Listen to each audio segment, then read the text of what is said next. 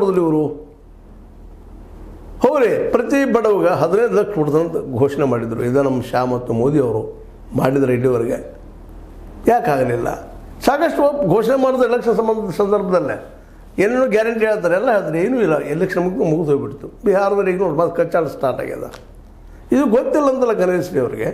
ಅವರು ನೋಡ್ರಿ ಹಿಂದುತ್ವವನ್ನು ಪ್ರೀತಿ ಮಾಡಿ ನಾವು ಬೇಡ ಅಂತ ಹೇಳೋದಿಲ್ಲ. ಉದ್ಯೋಗ ಸೃಷ್ಟಿ ಮಾಡಿಸ್ರಿ ಆ ಮಕ್ಕಳಿಗೆ, ಆ ಹುಡುಗರಿಗೆ. ಇದ್ರ ಬಗ್ಗೆ ಚಿಂತನೆ ಆಗಬೇಕಾಗ್ಯದ.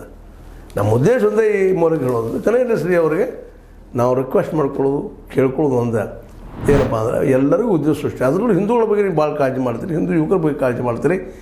ಹೌದು, ಆಂಜನೇಯ ಬೆಟ್ಟ ಹೋಗಲಿ, ಮತ್ತೆಲ್ಲಿ ಹೋಗಲಿ, ಬೇಡ ನಮ್ಮ ಇದಕ್ಕೆ ಹೋಗಿ ಬರಲಿ. ಏನೋ ವರ್ಷದಲ್ಲಿ ಡಿಸೆಂಬರ್ ಬಂತದು ತಿಂಗಳ ಗೊತ್ತದ ನಿಮ್ಗೆ. ಒಂದು ವಿಷಯ ಅಯ್ಯಪ್ಪ ಸ್ವಾಮಿ ಆಗಲಿ, ಅವೆಲ್ಲ ಮಾಡಲಿ ಅವರು. ಆದರೆ ಆ ಮಕ್ಕಳಿಗೆಲ್ಲ ಉದ್ಯೋಗ ಸಿಗುವಂಥದ್ದು ಏನು ಮಾಡಿದಿರಿ? ಮತ್ತು ಈ ದೇಶದಿಂದ ಸಾರಾಯಿ ನಿಷೇಧ ಆಗೋದಕ್ಕೆ ಏನು ಹೋರಾಟ ಮಾಡಿದಿರಿ?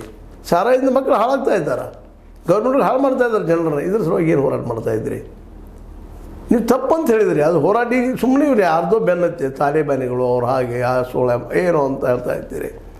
ಇದು ಸರಿನಾ ನಿಮಗೆ? ಒಂದು ಘನ ವ್ಯಕ್ತಿತ್ವ ಇದನ್ನು ನೀವು ಚಿಂತನೆ ಮಾಡಂತ ಹೇಳ್ತಾ ಇದ್ವಿ. ಈ ದಿಶೆ ನಿಮ್ಮ ಟೀಕಾ ಮಾಡ್ಬೇಕಂತ ಹೊರಟಿಲ್ಲ, ಆದರೆ ಕಂಡಿದ್ದನ್ನು ಕಂಡಾಗಿ ಹೇಳುವಂಥ ಪ್ರಯತ್ನ ನಾವು ಮಾಡ್ತಾ ಇರ್ತೀವಿ. ಕನಕಶ್ರೀ ಅವರು ದೊಡ್ಡ ಪೀಠಾಧ್ಯಕ್ಷರು, ಪೀಠಾಧಿಪತಿಗಳು.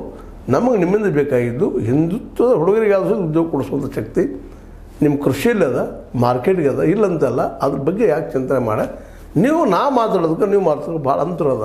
ನೀವು ಹೇಳಿದ್ರೆ ವೇದವಾಕ್ಯ ಆಗ್ಬೋದು, ಆಗ್ತದೆ. ನಾವು ಹೇಳಿದ್ರೆ ಸುಮ್ಮನೆ ಮಾತಾಡ್ತಾರೆ ಬಿಡಪ್ಪ, ಏನು ಇದಾಗೋದಿಲ್ಲ ಅಂತ ಹೇಳ್ತಾ ಇದ್ದಾರೆ. ಮಾತಾಡೋದಕ್ಕೆ ಒಂದೇನು ತೊಗೊಂಡು ಕೊಡ್ತಿದ್ದಾರೆ ಅಂತ ಹೇಳ್ತಾ ಇದ್ದಾರೆ. ಎಲ್ಲ ದೇಶದಲ್ಲೇ ಚಿಂತನೆ ಮಾಡೋದು ಯೋಗ್ಯ ಅಂತ ನನಗೆ ಅನಿಸೋದು.